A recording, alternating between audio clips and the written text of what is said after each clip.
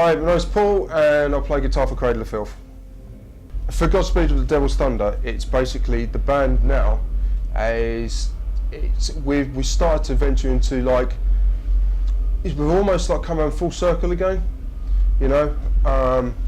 For pure selfish reasons, solely for I wanted to play fast live again, so hence doing Godspeed. I basically wrote the songs faster. We've taken it back round like full circle, you know. I wanted to introduce more darker stuff. I wanted it to be more vicious. I wanted to introduce a lot more orchestration, make it a lot darker, you know. And so now the point where the band is now, it's after we're in a good place. We're almost it's almost the band's been reinvented again, you know. And hence, from this point onwards, the material's going to get a lot more aggressive, you know.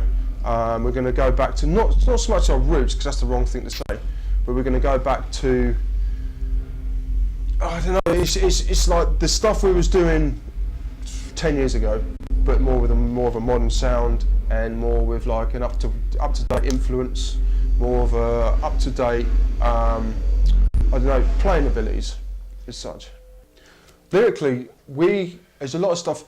A lot of our lyrics there's a lot of it in common, which is serial killers, you know. And I think the reason why the whole serial killer subject keeps it fresh, is because we talk about what I call present day, with old sort of 13th, 14th century serial killers, you know. And we don't sing about Satan and demons, and because it's made up stuff as far as I'm concerned, you know. Serial killers are, be it all very well 100, 200, 300 years ago, they're very real, very, very real, you know. And they've done some nasty things. And to me, a serial killer, especially the old kind, you know, they're a lot more scary than talking, a lot more sort of psychologically disturbing, instead of talking about, I don't know, bloody Dracula and Satan and all this stuff, you know, because it's made up. To me personally, it's made up.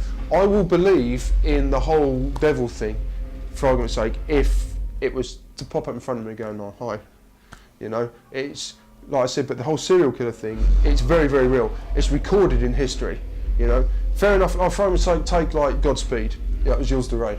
Okay, albeit it was turned into a fairy tale, Bluebeard. Okay, but it was still recorded in history that it actually happened. You know, even though a fairy tale came out of it. You know, like in France, the Bluebeard fairy tale. It was he went around and kidnapped children. Then it spread to Germany. Okay, and in Germany, Bluebeard went round and kidnapped young wives. It still spread and twisted like Chinese whispers across the different countries, but it still stayed the same, you know. And that's because it all got recorded in history, you know. You don't get the whole, like I said, the whole Satan thing and everything else. I don't class this as a satanic band or anything like that. I mean, the music's done first. Okay, I write the music first, and especially for the last album, I locked myself around my studio for 3 months. And the end of 3 months, Godspeed was there. Okay, and I don't know how it happens. I don't know any music theory. I don't know scales. I don't even know the notes on the fretboard, to be honest. You know, I just play what I think sounds good.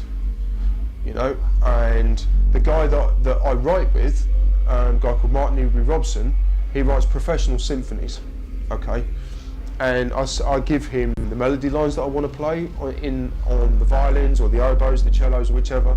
I say, this is the melody line I want to play, these are the riffs I've got, this is my song structure, and can you orchestrate this section, this section, this section for me, please? And he'll come back with a huge orchestra, the whole thing orchestrated, come back, and I'm like, I don't like that bit, I don't like that bit sounds gay, I don't like that bit, I'm going to swap that bit for the guitar, and that guitar riff's going to be a cello on that section, and I keep swapping around like this, you know. And then once we've got a final structure, it'll all go off with Danny, and he'll write the lyrics to it, and that's how it works.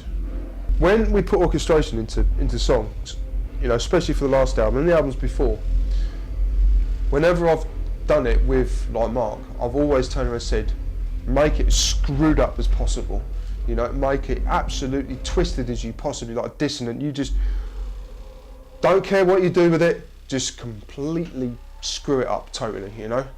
And then he'll come back, and I must admit, some of it has gone, well, no, that's too weird, you know. And then I'll like thin it out a bit, and I'll say, right, okay, now go more the longs like this, and he'll bring it up. I think because personally, the only way I can say for me is I write with no theory. I write what I just think sounds good.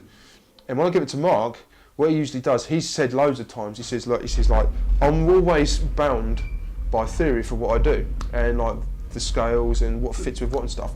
He says, but when I write with you, he says, I completely throw it out the window, I can do what the hell I like, you know, and he says, in theory, none of it fits. He says, it shouldn't work. He says, but it does, and it sounds amazing. So the things, we're like this, that tight when we write, you know, and I'll come up with the music and he comes up with the lyrics. I know, so he trusts me 100% and I trust him 100%.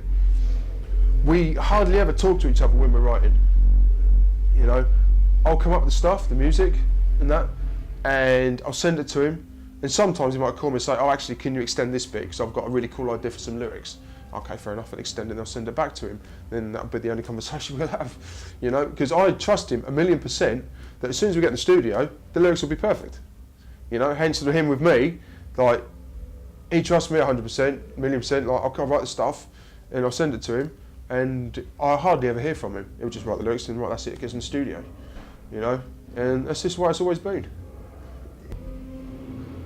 I think we've got like a real, like, typical British sound. You know, it is. So the thing is, I think the reason why it sounds like quite British is the fact that we, especially us as Cradle, we're not, personally, we're not scared to experiment on different guitar, not scales, but riffs. You know, I love jazz. You know, I love blues. You know, classical, sort of. You know, but the jazz, I mean, on this album, there's a lot of real screwed up stuff on here, because like, I love swing, you know, I love groove, and hence it comes across in my writing. You know, there's a lot of groove to the stuff that I play. Hence, like Thornography, you know, when I was doing that, there was a lot of just straight out metal riffs on it, you know. Hence this one now, I'll put a bit more speed in it. It's still metal riffs. I mean, people ask us, okay, what sort of band are you?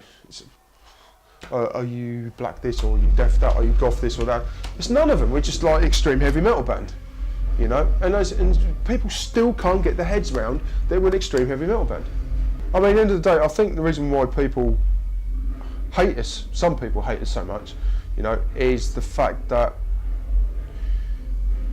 jealousy, especially with other bands, you know. I mean, the fan base of Cradle is completely unique, totally unique. You either love the band or you hate it. You know, like I said, you know, to you, there's no in between. It's the guys and girls, the fans that actually love the band, we're the be all and end all of like the music industry, you know. But the people that hate us, you know, don't not think twice about setting us on fire. Do you know what I mean?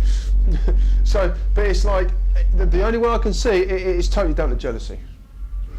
Having the band, is as like as you say, popular as it is with like it's almost the bands that almost come the name itself, not so much the music, but the names almost become a household name, you know, which I find a little strange, you know, because I don't see us as that. I can't see the sort of, especially with like Godspeed, that album, I can't see that fitting into every single named house. You know what I mean? Like household name. It's a bit strange. We try and take, I don't know, we can't help the fact that, especially with the merchandise as well, you know, we can't help the fact that the merchandise is picked up and is as important, it's become as important as the music and the name.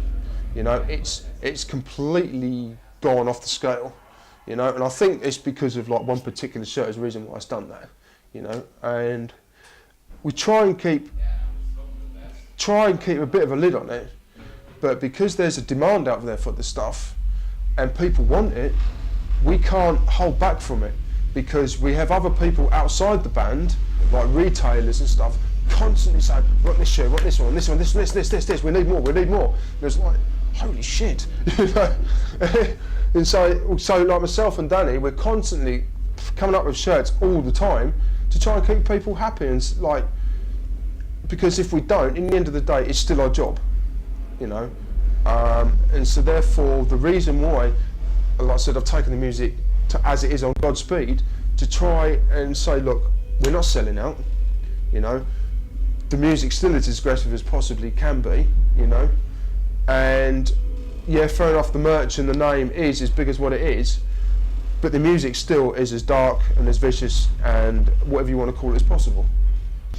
When we started off as a band, okay, I distinctly remember we supported Morbid Angel, okay, and this was before Principle came out.